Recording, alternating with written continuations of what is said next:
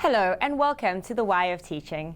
My name is Joanne Wright, Pinellas County's 2013 Teacher of the Year and the proud host of the Why of Teaching.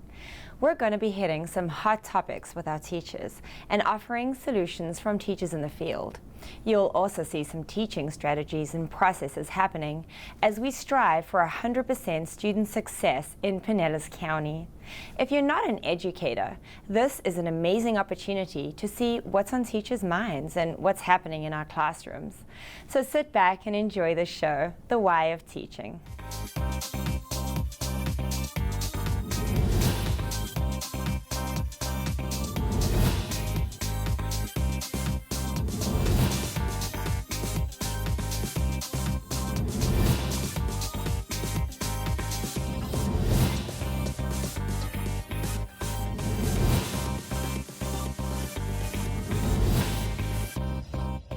Welcome back. Tonight, our roundtable discussion focuses on Socratic seminar. We will hear from an elementary, middle, and high school teacher that uses Socratic seminar to engage their students in accountable talk in their classrooms. We will witness their students in action and hear from these teachers how to implement the student-led structure in classrooms and what they feel the benefits are. So let's go out to our roundtable and get the discussion going on Socratic seminars. Hi, and welcome back to the Why of Teaching. Socratic seminar is going to be the hot topic for today. Socratic seminar is just an amazing protocol for our students to learn how to interact and take part in collaborative discussion that's going to help them to deepen and practice their new knowledge. We're very fortunate today to be joined by teachers from across 3 grade levels and 3 subject areas. So to my right, we have Ms. Deanna Barthel. Hello, I'm Deanna Barthel. I teach 9th grade English and 12th grade reading. And over here we have Nicole. Hello, I'm Nicole Kengad. I'm a 4th grade elementary school teacher. And to my left we have Vanessa Coe. Hi, I'm Vanessa Coe. I'm from Palm Harbor Middle School, and I'm a math and avid teacher. And we're also joined by one of our avid coaches today, Ms. Carolee Prince. Hi, I'm Carolee Prince, and I'm the District Director of Avid Elementary. So to kick off the show, I'm going to ask the group what you are so passionate about Socratic seminar before we dive into the details of what it looks like. So what about this strategy just inspires you to use it, and what are the big takeaways for our students? Vanessa, would you like to begin? Sure. One of the things that I love about this strategy in particular is the opportunity for students to engage in productive struggle.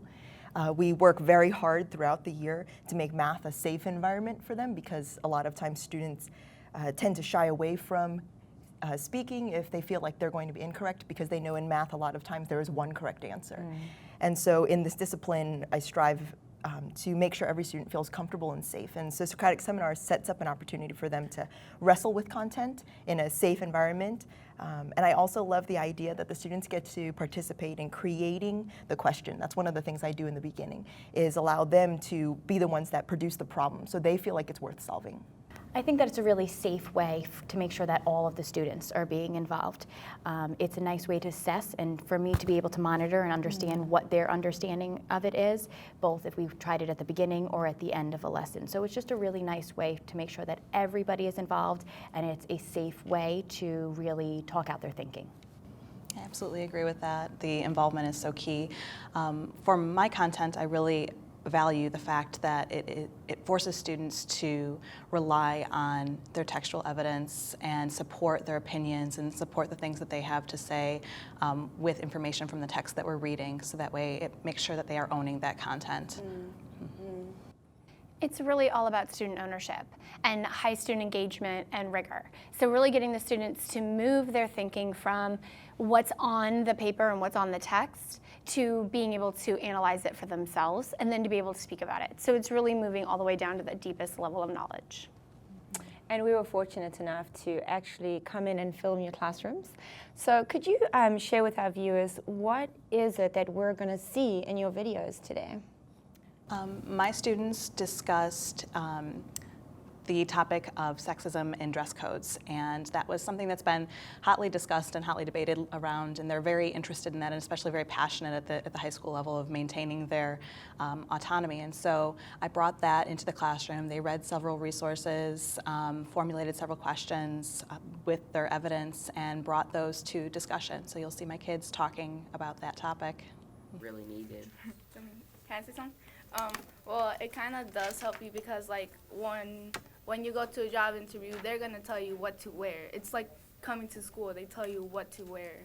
So when you, in the outside world, when you are ready to, like, go to a job, they're going to be like, okay, you can't wear this. It has to be all, like, when I was working as a photographer, they told me you have to wear all black. I couldn't wear colors. I had to wear all black because that was the rule. It's like when you come to school, that's the rule.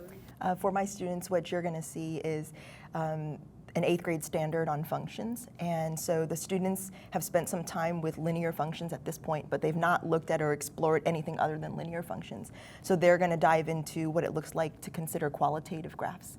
And this was really interesting for them because bringing in their background knowledge, like Deanna mentioned, they had to go back to the text. They had to go back to the graphs. And I encourage them to speak in that way. And so they were able to drive the conversation with academic language and engage in a discussion that I feel like prior to that they might have felt a little more hesitant to dive into. So ladies and gentlemen, remember that you start the conversation in the middle, you're listening to one another, talking to one another, and don't interrupt. It's gonna be awesome. Let's find out which one it really is, okay? Can we start with like any figure? Either one, yeah, ready, set, go. Alright. So figure 3. What do you think would happen if A was a map for the train station? I think that since it kind of like goes and then it kind of turns, I think that it's kind of like turning into the station and then it stops kind of in the middle, well, like 2/3 of the way to this side. I think that it's kind of stopping to let the passengers off. And I know just from viewing your video, Vanessa, there's a lot of interaction at points between the two circles. Can you speak to that? Sure. So I have an inner circle and an outer circle setup. We call it pilot co-pilot setup. And so I will have somewhere between 6 and 8 students in the center circle, and they're the ones that are going to engage in the conversation verbally. However, the outer circle is just as involved because their engagement is in writing. So they will write on a Post-it note, they may not speak, and they will hand it off to their pilot. This gives safety, again, for the students to speak. So if it is the pilot that is hesitant to speak, now they've got a voice from behind them that they can even say, we think, or my co-pilot thinks if they're uncertain. Likewise, the person behind, if they're more hesitant to speak, they now have an opportunity to show their thinking and their rationale and pass that along into the conversation. And Nicole, how about you? In our science curriculum, it begins with some type of a probing question, just to get the kids starting to thinking about what the topic is going to be about. We are working on patterns in the night sky, stars, constellations, and how they change depending on what the season is. So once they've worked through the entire workshop, at the end of the workshop, right before we do our final assessment, we revisit that probe. So the students can see how they've revised their knowledge, how their thinking has changed in a more deeper way. And before taking that final assessment, they can talk it out with their peers and to really make sure, and for me to make sure that they really understand what the content is asking. I agree with the people that said C because Earth spins on orbits because when Earth spins, that's kind of like rotating, and when it's orbiting, that's kind of like a market.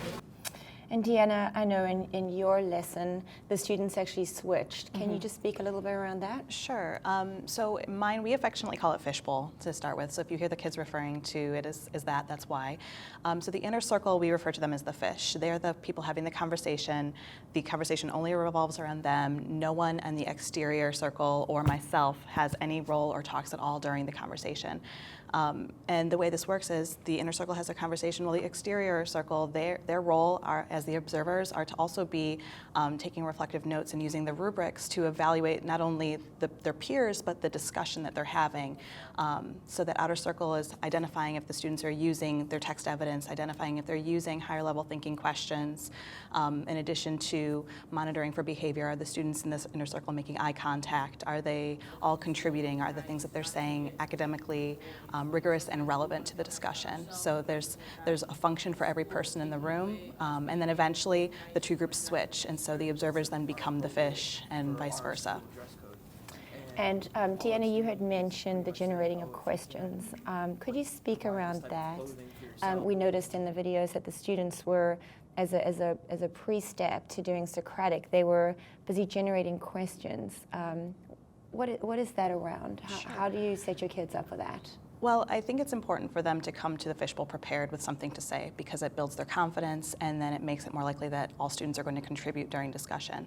So in AVID, we focus on COSTAs as the higher level thinking, and so I have my students create COSTAs questions, different levels, and they have to identify the level of questioning, and then they have to go back and answer the question with text evidence. And they come to the discussion with those questions, so that way they have something in hand that they can immediately ask, and if no one is able to respond to that question, well, they can share their answer and then have a discussion based on that.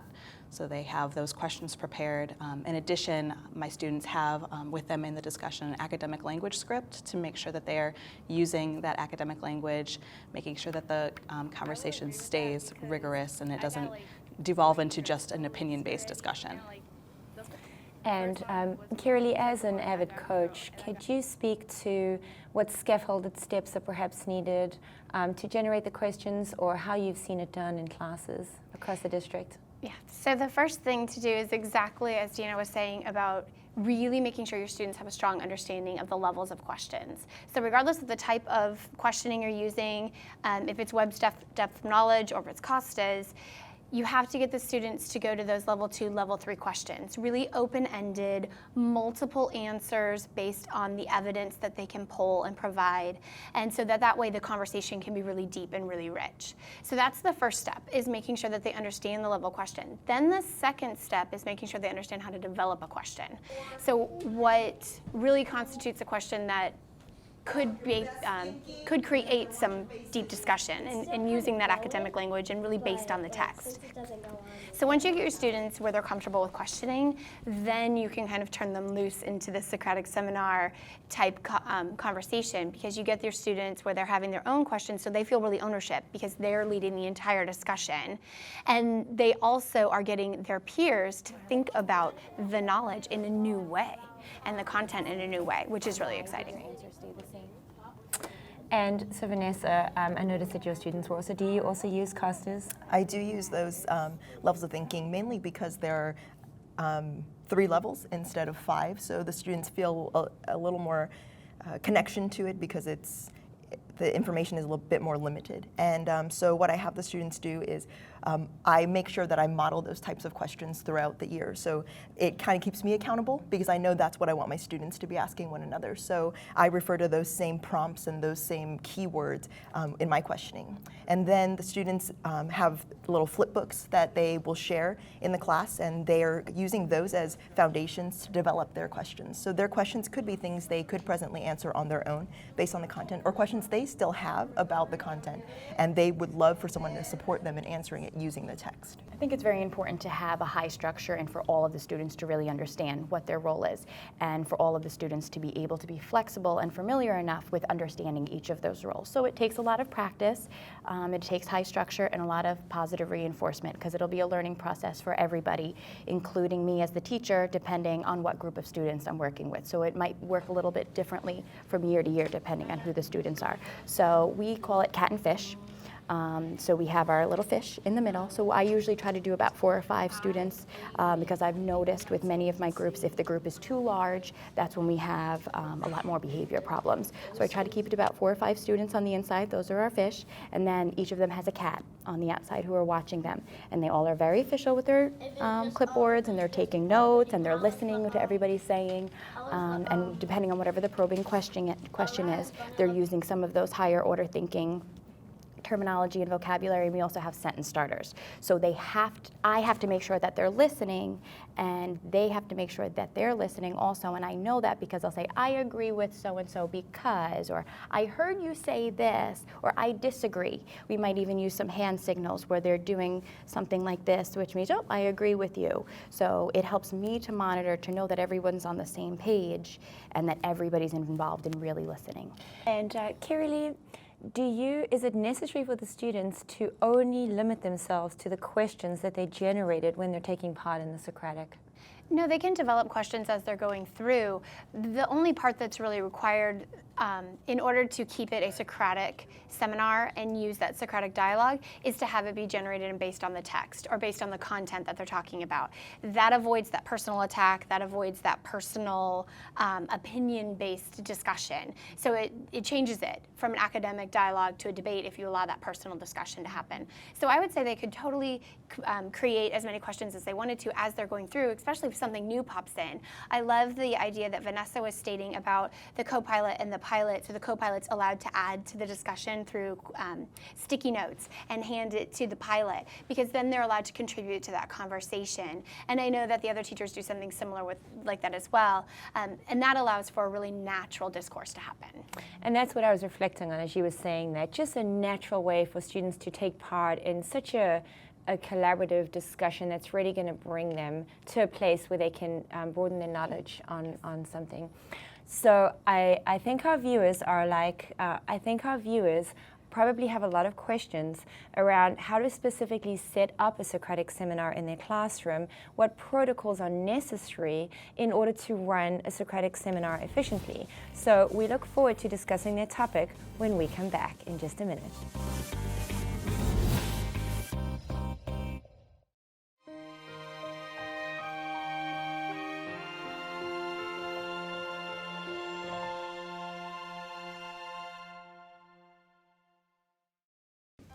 He gave 5 treasures away.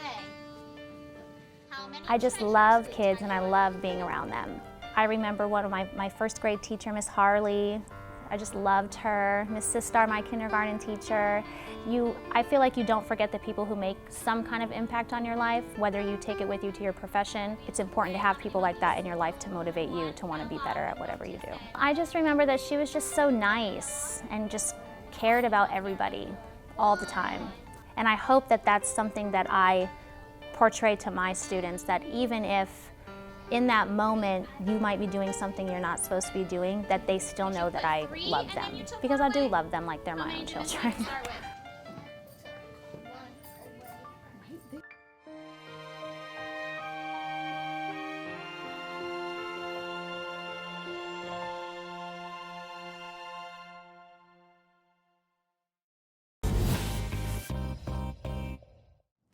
So we all know that we need structure in order to pull anything off in our classrooms. So Carrie Lee, would you like to speak to some of the rules of engagement around Socratic to ensure that it's run with fidelity in classrooms? So the basic setup of a Socratic seminar in any format is going to be having the students having some kind of discourse over specific content or text. So the very first thing to do is to choose that text or content that they're going to be using. The second thing that they need to do is then generate those questions. So as we stated earlier, you want to really work with them on what inquiry looks like and how to develop those questions. Then the students meet together, and part of the rules of engagement to begin with is that they need to understand scholarly language as well. So there is a little setup to do before you can actually hold a Socratic seminar in your classroom. That scholarly language needs to be, I hear you say, I understand your point, I agree, I disagree, those kind of sentence starters to allow your students to kind of back away from that opinion base to more, let's actually talk about the content and what I see in the evidence. After that, you're going to have your students all sit together and face one another. So that's another kind of thing you have to think about, is where you're going to hold this Socratic seminar. And then you have the students begin the conversation. It can start with the teacher posing a question to the group, or it can start with a student posing a question to the group. It is then a question that then it has a response and a response and a response until another question is posed. Then it transitions to that question, and then the conversation just continues.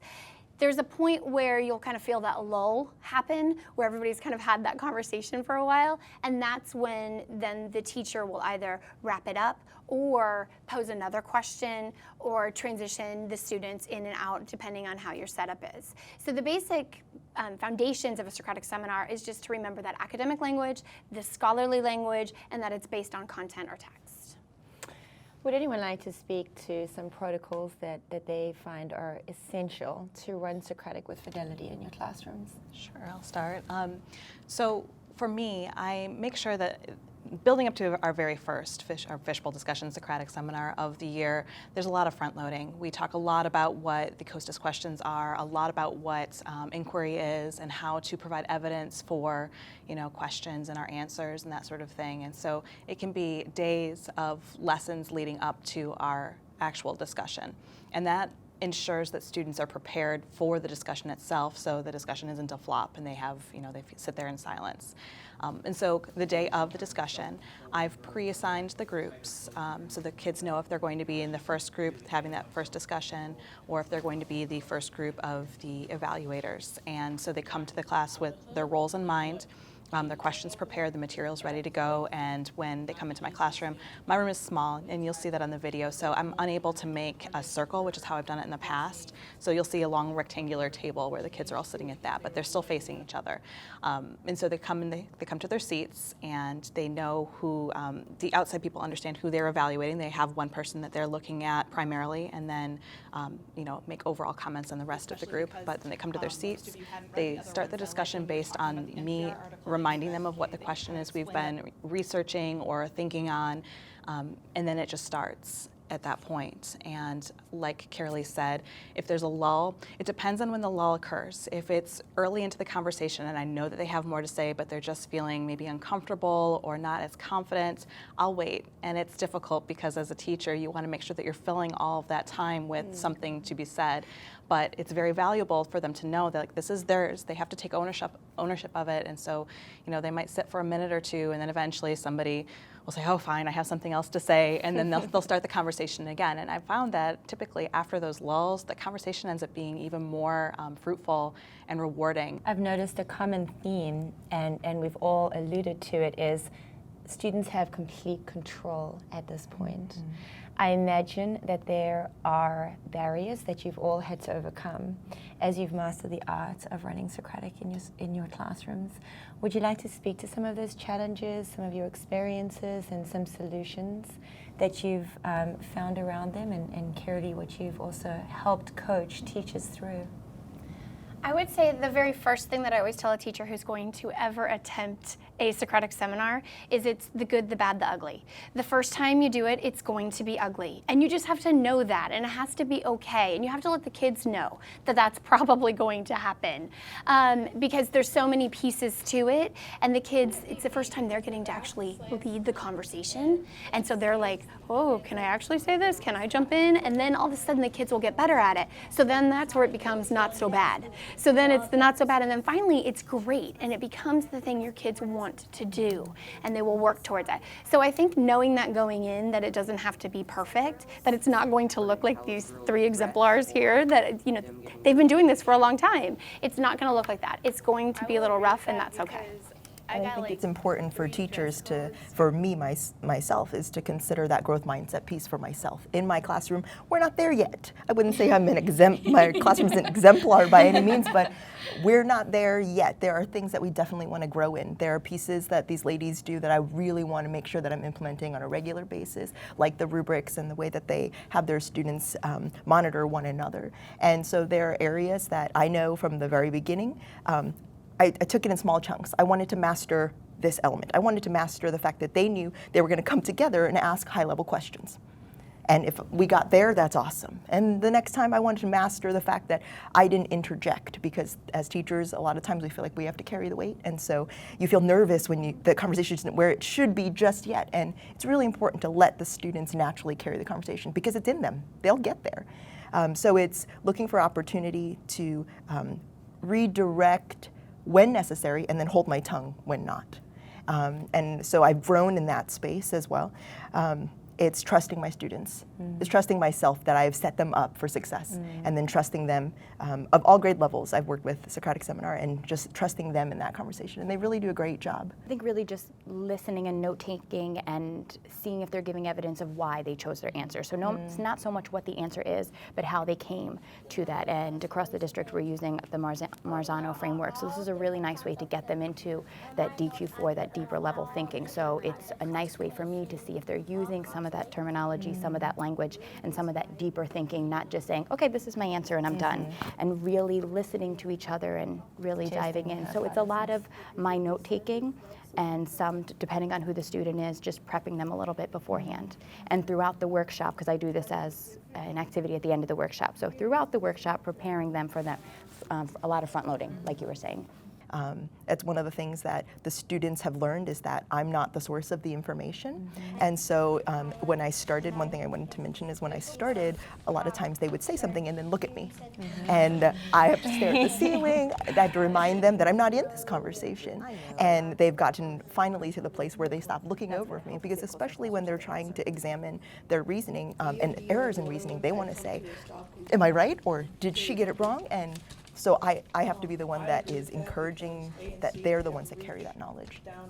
What Vanessa was stating is that the teacher starts, as the other teachers were stating, you start in that really front loading, and you're the one delivering the content, you're giving it to them. But then you want all the ownership to change to the student, so you become a true facilitator. That is that moment that you know that the kids are really owning it when they no longer need to look at you for approval, or am I doing this right, or is that the kind of question you wanted me to say, or did I look at the right quote? Or so that's the real moment that you know a Socratic is being really successful, is that the students no longer know you're there. And you can just do that true monitoring piece. And so I think that's how it changes, is we move from that traditional teaching method of up in the front of the room and owning all of the content knowledge ourselves and being the only people doing the work, to the students are the ones doing the work, and the students are teaching one another, and we're just there monitoring and facilitating. I can't thank you all enough for coming on today's show and allowing us to film you. I think just sharing your journeys with our teachers as they embark upon this monumentous task of tackling a Socratic seminar. I think it's a very intimidating structure because it involves complete student-led classrooms. There's got to be a lot of student structure in place in order to facilitate a Socratic seminar with fidelity. The role of the teacher in the Socratic needs to be very, very clearly defined. There are many intricacies that need to be addressed, and so I really feel that just you sharing upon your journey and how you were able to tackle those challenges and solution storm around them is going to help a lot of our teachers in our district take on Socratic seminar. Thanks for joining us. I hope you benefited from tuning in. To cover more hot topics requested by our teachers, we'll be hosting the Why of Teaching series. If you want more information about these videos that you've seen in the show, you can go to newsroom.pcsb.org. If you'd like to suggest a topic or share a strategy, you can email the Strategic Communications Department at news@pcsb.org. It's been a pleasure being your host this evening. Have a great night. And as Nelson Mandela says, education is the most powerful weapon in which you can use to change the world.